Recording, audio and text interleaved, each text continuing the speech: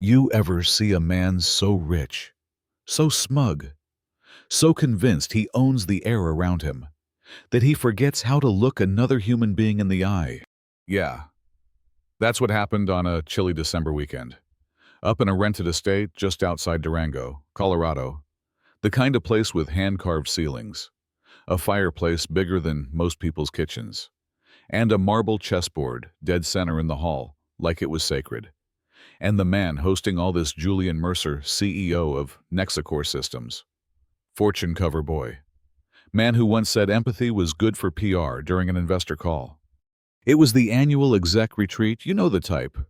Fancy jackets, catered meals from 3 states away, forced bonding exercises like trust fall and vision circle, while everybody secretly checks their phones under the table. Julian didn't do casual, even his off days were performances. And this retreat, it was his stage. Now, Julian had this thing he liked to show dominance without shouting. He'd buy your company and compliment your shoes on the same day. He once tipped a valet $500 just to see how fast the kid would cry. That's the kind of guy we're talking about. And into that picture walked Ava Malone. 53 years old, quiet, moved like time didn't own her, hired last minute through a private staffing agency, housekeeping, black slacks, gray polo, white sneakers built for 12-hour shifts. She didn't speak unless spoken to, didn't make a sound unless it was necessary.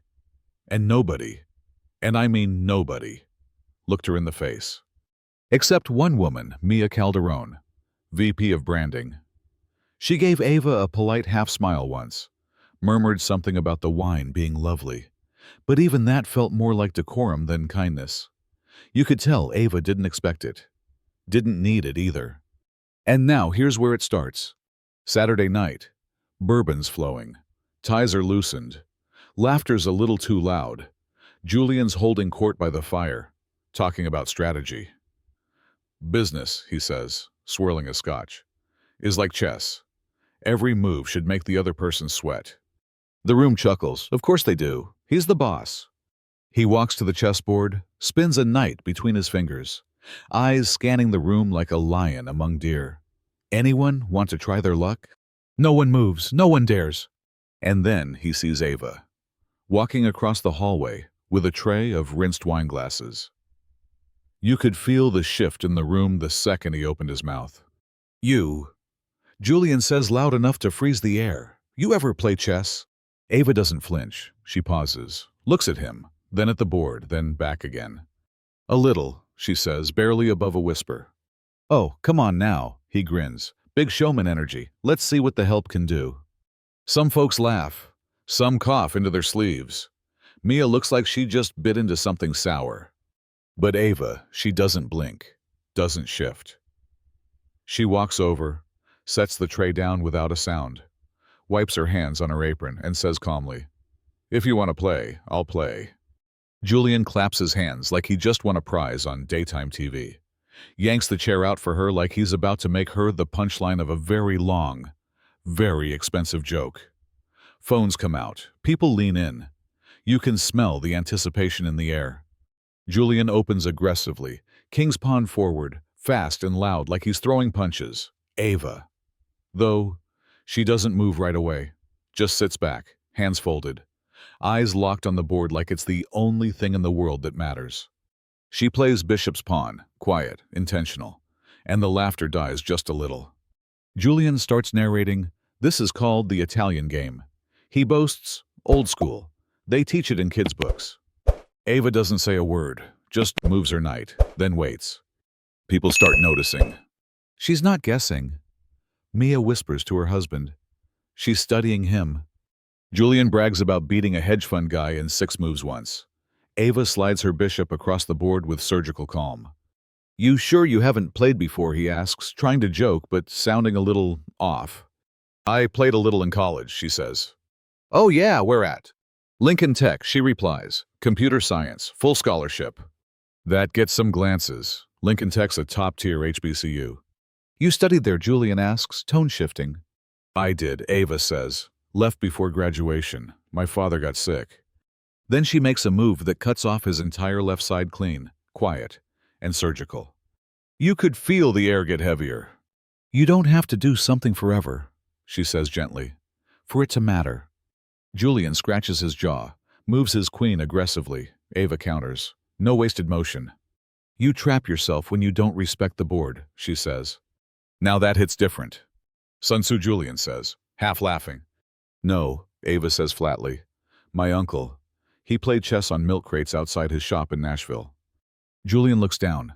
Something's wrong. His queen's boxed, his rook's trapped, his knight, nowhere useful. Ava moves her rook. Quiet little snap. Check! The room goes silent. He tries to laugh it off. Okay. So you've got some moves. But Ava doesn't even blink, just says, of course. Take your time. He pushes a pawn clumsy, nervous. Ava responds instantly. You should have castled, she says. Alan, the CFO, mutters under his breath. He's getting boxed in. Julian tries to play it cool, says something like, she probably grew up playing this on porches, right? Ava's eyes flash, just for a second. I grew up above a barber shop in Little Rock, she says. We didn't have a porch. We had a coffee table with a broken leg, and a board with missing pawns. I used bottle caps. That wasn't just a clapback, that was a history lesson, a soul laid bare. Julian tries to rally, moves his queen, but it's too late. Check again, she says, voice like glass. The game turns not just in pieces, but in power. The air changes. The guests stop smiling. Julian reaches for humor. Y'all act like she's Magnus Carlsen. Nobody laughs. Ava moves her queen to g5. His knight's done. His rook's locked. His king. Nowhere to run. She's suffocating his defense. Someone whispers. Julian throws out another pawn, desperate. Ava slides her rook to the corner. Double threat, she says, check in two. Julian mutters. Okay, now you're just showing off. Ava leans back, still calm. You invited me to play. I'm playing. Trying to prove something, he growls. No, she says, just tired of pretending I don't know how to win. You could have heard a pin drop. Mia leans to Alan. She wasn't just playing the board, she was studying him. Julian tries one last move, bishop to c4. Ava looks at the board, looks at him, and slides her queen forward. Checkmate. The room gasps. Someone drops a glass. It shatters in the silence. Julian just stares at the board like it betrayed him. His hands hover, then fall. Ava stands up, not quick, not dramatic, just deliberate. She adjusts her apron, then quietly begins resetting the pieces, one by one, without a word. Julian watches her hands, stunned, speechless. You know, he mumbles, this wasn't how it was supposed to go. Ava looks at him, really looks at him and says, I know, that's the problem. She turns and walks away. No smirk, no exit line, just soft footsteps back to the kitchen. But the silence she left behind, that echoed harder than any mic drop. Later that night, people didn't know what to say. Conversations stuttered. Some avoided Julian, some avoided Ava. Most just sat with it. Sunday morning came like fog. The usual brunch chatter, gone. People pushed food around their plates, snuck glances at Julian, who looked like he hadn't slept. Ava, same uniform, same posture, same quiet steps. But this time, people saw her, really saw her. Julian pulled her aside before checkout. Said something about being clever. Said he thought it would be funny. Ava didn't respond right away. You didn't respect the board, she finally said. And you didn't respect me. That's what hurt. Later, she found an envelope tucked behind the espresso machine. No note. Just a check with more zeros than she expected. She folded it quietly, tucked it into her apron, and kept working. She didn't need the applause. She already earned something greater. Respect. Not the cheap kind, the kind that changes how people move. As the last SUV pulled away from the estate, Ava stood alone in the main hall.